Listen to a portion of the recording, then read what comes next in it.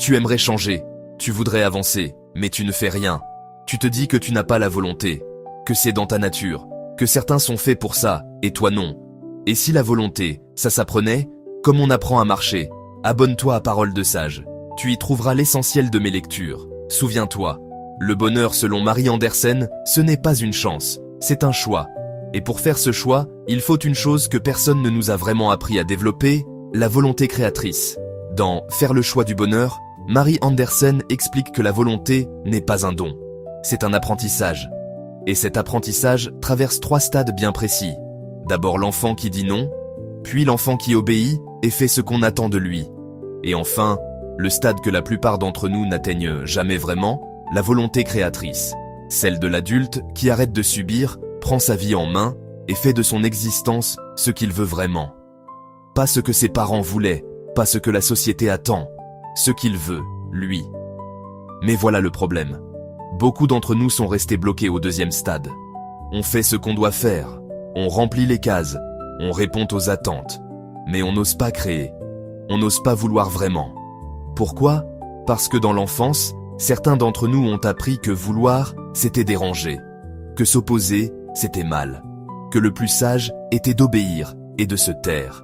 Et adulte, tout acte de volonté ressemble encore à une transgression. Marie Andersen le dit clairement. Trop de gens souffrent de ne pas oser. Ils aimeraient, ils voudraient, mais ils ne tentent rien. Et cette contrariété doublée d'inaction, c'est le ferment de la déprime. La bonne nouvelle, c'est que la volonté créatrice se développe, à tout âge. Marie Andersen raconte Ariel. Depuis toute petite, elle rêve de construire des fusées. À 16 ans, ses parents rentrent en France. Mais elle reste seule en Inde pour finir son bac international, parce qu'elle sait où elle veut aller. Elle part ensuite à Londres, enchaîne 5 ans d'études intenses, et à 23 ans, elle signe dans l'entreprise spatiale dont elle rêvait. Tout le monde lui dit qu'elle a eu de la chance, mais elle seule connaît l'effort, la volonté, la ténacité que ça a demandé.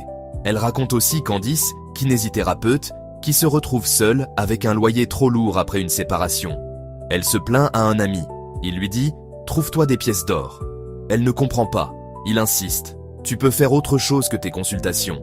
Ce jour-là, elle lance un petit commerce en ligne. Aujourd'hui, ce commerce paye son loyer et toutes ses charges.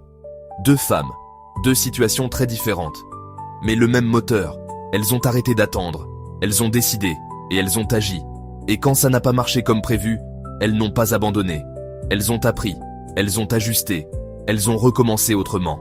Parce que c'est ça, la volonté créatrice. Ce n'est pas réussir du premier coup, c'est refuser de s'arrêter. C'est comprendre qu'un échec n'est jamais une fin. C'est une information, une leçon, une nouvelle direction possible. On n'échoue vraiment que le jour où on abandonne. Tant qu'on persévère, on garde le choix de réussir. Ça commence par une seule question. Qu'est-ce que je veux vraiment ? Et par un seul premier pas, aujourd'hui. La page suivante de ta vie, c'est toi qui l'écris. Faire le choix du bonheur. Marie Andersen.